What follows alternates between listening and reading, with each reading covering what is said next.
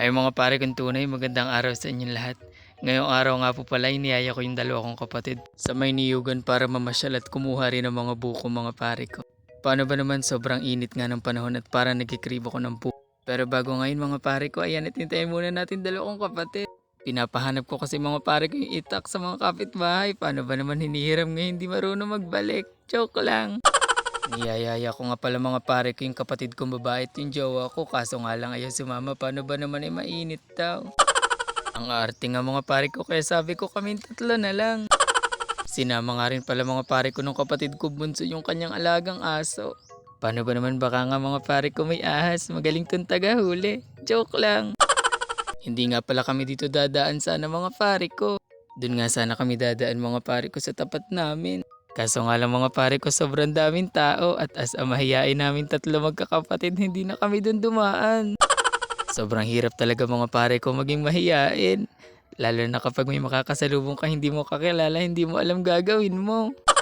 Kaya nga sana all makakapal ang muka. Joke lang. Ayun nga mga pare ko nandito na kami sa dagat. Yung pupuntahan nga pala namin mga pare ko ay katabi ng ilog. May part nga dito ng mga pare ko na magkasalubong yung dagat at ilog.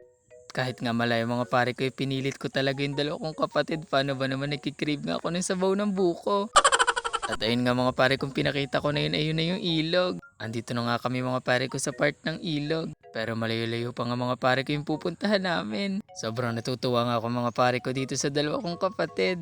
Paano ba naman sinasamahan nga ako lagi kung saan ko gustong pumunta. At ayun nga mga pare ko, may nakita na naman akong kakaiba kaya naku curious ako. Pag nga ni kinalog mo to sa may tenga mo, may maririnig kang kumakalog sa loob. Sa part ng yan mga pare ko, nandito na kami sa may tulay ayan at natalisod pa nga ako.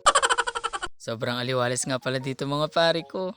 At kahit nga ni mainit ay sobrang hangin naman. Sobrang sarap din talaga mga pare ko sa mata pag nakikita mo yung mga puno. At sa part ng yan mga pare ko nakakita yung kapatid kong bunso ng sirena. Joke lang. Nakakita nga daw siya dyan ng isda mga pare ko at madali nga daw lang hulihin yun kaya huhulihin niya daw. At sa part ng yun mga pare ko hinahanap namin isang kapatid ko nasan yung nakikita niya. Wala nga kami makita mga pare ko paano ba naman itong kapatid ko bunso yung mga nakikita nga na hindi namin nakikita. Joke lang. At sa part ng yan mga pare ko umakit na ulit siya dito sa tulay paano ba naman hindi na nga daw niya ulit makita. Kaya naman nagtuloy-tuloy na ulit kaming paglalakad. Paano ba naman mga pare ko malayo-layo pa nga rin. At yung kapatid kong bunso mga pare ko inihirapan ng hawakan yung tali ng aso niya. Kaya naman ayan at pinakalwan niya. At pati nga yung aso mga pare ko sobrang natuwa. Paano ba naman ang ganda nga dito. At sa part ng yan mga pare ko itatawid kami sa maliit na sapa. Mababaw nga lang to mga pare ko kaya hindi masyadong mahirap tumawid. Ang pangit nga lang dito mga pare ko ay sobrang baho ng amoy. Kaamoy nga mga pare ko nung kilikili ng kaklase mo. Joke lang. Biro nga lang mga pare ko pero sa totoo lang sobrang baho nga ng amoy dito. Hindi ko nga alam mga pare ko kung bakit pero baka kayo alam nyo. Joke lang. At sa part ng yan mga pare ko tinatanong ko yung kapatid ko kung may ahas dito. At ang sabi niya nga mga pare ko ay meron daw pero wala nga daw dito sa gubat. Nandun daw mga pare ko sa bahay nila at yun daw yung best friend mo. Joke lang.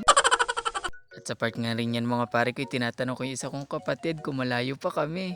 Pero hindi nga daw at dito na nga daw yun. Sobrang ganda nga dito mga pare ko, nakikita mo puro puno ng niyog. Sobrang relaxing dito mga pare ko at parang masarap dito mag-camping.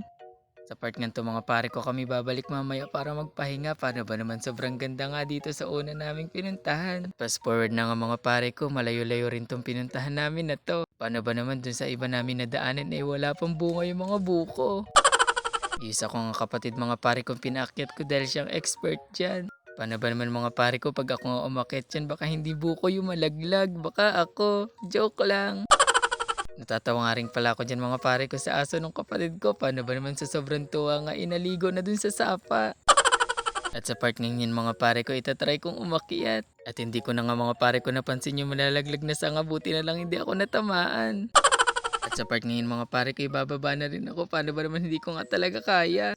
Kagaya nga ng pagpapansin mo sa crush mo pero hindi ka pinapansin. Wag mo nang ipilit. Joke lang. Tatlo nga lang rin pala yung kayang abutin ng kapatid ko mga pare ko. Pero saktong-sakto nga lang yan mga pare ko. Paano ba naman tatlo nga lang kami dito. Sayang nga mga pare ko kung sumama rin yung dalawa. Mas masaya sana kasi mas marami kami. Sobrang KJ nga ng dalawang yun mga pare ko. Joke lang. Sa part ng yun mga pare ko ng pwesto ng kapatid ko, ako yung kinakabahan. Paano ba naman pag nagsalanganin ng tungtong ay mahuhulog? Pero sabi niya nga mga pare ko okay lang naman daw siya, sanay na siya. Siguro nga mga pare ko sa past life nito ay dati siyang unggoy. Joke lang. At yun nga mga pare ko, ako na rin naglimot. At sa sobrang tuwa ko nga mga pare ko, nahalikan ko na yung buko. Excited na nga ako mabuksan to mga pare ko, paano ba naman nauuhaw na rin ako. At pabalik na nga kami mga pare ko dun sa aming unang pinuntahan. Sobrang ganda kasi dun ang place mga pare ko at parang masarap magtambay. Natatawa nga ako dito mga pare ko sa isa kong kapatid na bunso. Paano ba naman dun sa klase ng pagbubuhat niya ng buko niya, parang bigat na bigat siya.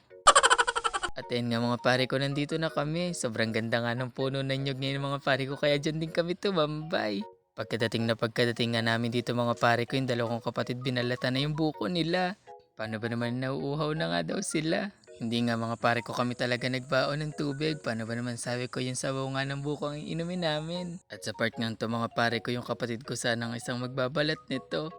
Pero sabi ko ngay ako na lang at itatry ko. Sa totoo lang kasi mga pare ko, hindi ako maalam magbalat nito. Kaya ayan nga't mga pare ko, nagtatawanan kami dyan. Tinatanong ko nga dyan isa kong kapatid kung tama bagay yung pagbabalat ko. Daig pa nga ako nitong mga pare ko. Naaalala ko nga mga pare ko, nun sa Socorro pa ako nakatira.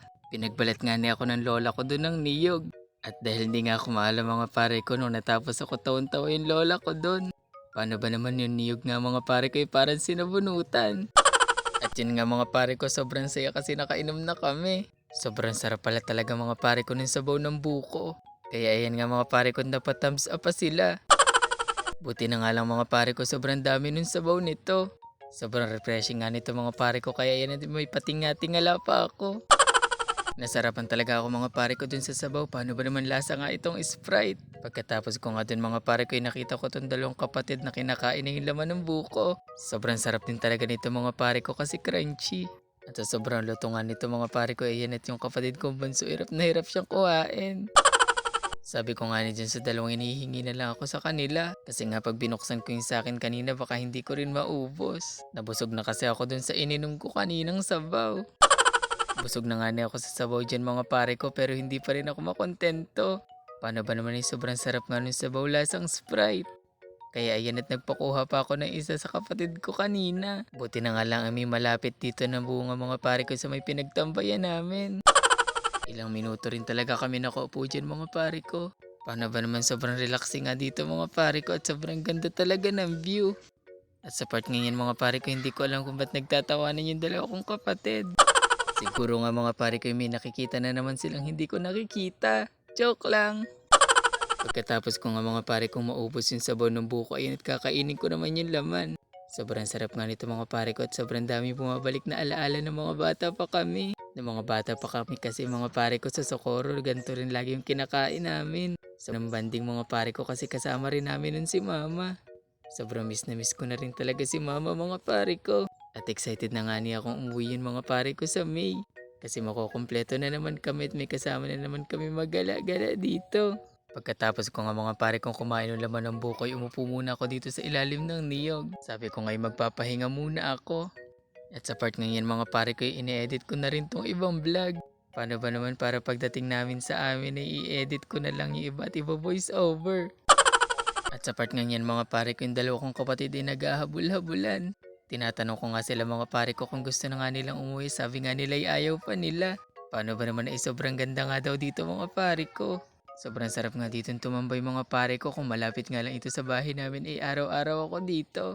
Kaso nga lang mga pare ko ay medyo malayo-layo rin. At dyan nga mga pare ko, tawan-tawa ako dyan sa dalawa kong kapatid. Paano ba naman nakakita nga ng punot, ang sexy nga daw. At yun nga mga pare ko, sabi ko magpahinga nga muna sila dyan habang nag-e-edit ako. Gusto nga daw nilang humiga mga pare ko, paano ba naman sobrang hangin nga, kaya ayan at kumuha sila ng dahon ng nyog. Sobrang nakakatuwa nga mga pare ko itong dalawa kong kapatid na to. Sobrang close nga sa isa't isa ng dalawang yun mga pare ko. Kung nasaan nga itong isa, inandun din tong isa. Sobrang nakakatuwa talaga mga pare ko, paano ba naman para lang silang magkaibigan. At pag yung dalawa nga yan magkasama mga pare ko, walang ginawa kundi magtawanan. Kaya nga mga pare ko, mas pipiliin ko pang dalawang to na maging kaibigan kaysa magkaroon ng kaibigan na iba. Iba kasi kapag kapatid mo yung kaibigan mo. At yun nga mga pare ko, fast forward na ipauwi na rin kami nito. Maraming salamat nga pala mga pare ko sa pagsama sa amin. Yun nga rin lang po pala ngayong araw mga pare ko. Mahal ko kayo mula din sa amin hanggang din sa inyo. Bye bye!